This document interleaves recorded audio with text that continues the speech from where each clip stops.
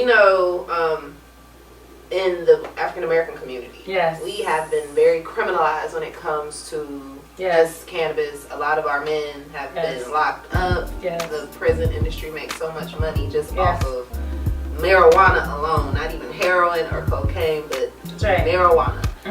So there are probably a lot of people that may be interested in positioning themselves and getting a piece of the big cannabis industry, probably not knowing how to do that. Yeah. What are some steps that you can advise people on how they can be a part of it? And then, well, I'm going to answer that, then I have something. Okay. So the first thing that I would say is whatever your profession is right now in corporate America. Okay.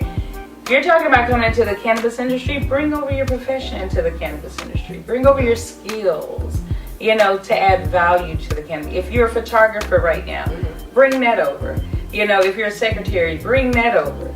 If you are a gardener, guess what? A gardener would think about cultivating. Yeah.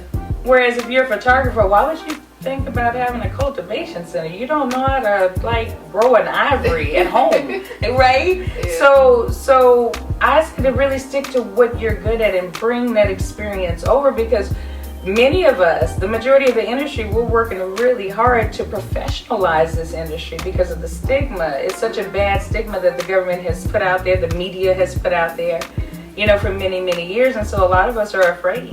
Right, so it's not just about girl getting a weed house and growing and selling. No. There's so many different avenues. Yes. Not everybody can partake in it. It really is. Okay. There's so many different things. I mean, I know people with media companies, cannabis media companies, cannabis calendar companies. You have advertising companies, consulting companies, marketing companies. You have biotech companies. You have labs.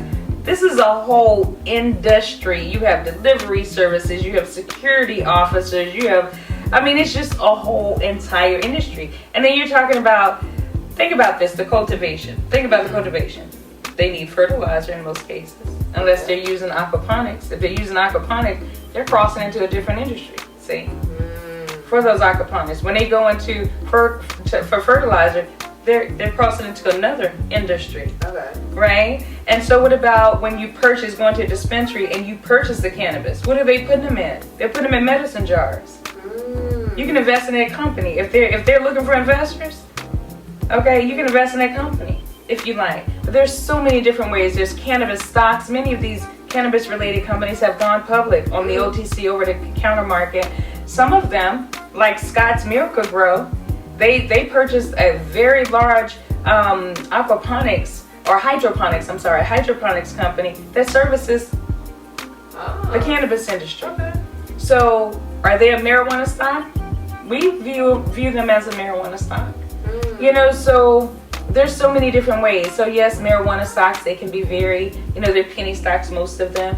Not all of them, but most of them. And so they can be very, very risky. But if you do nothing, you get nothing.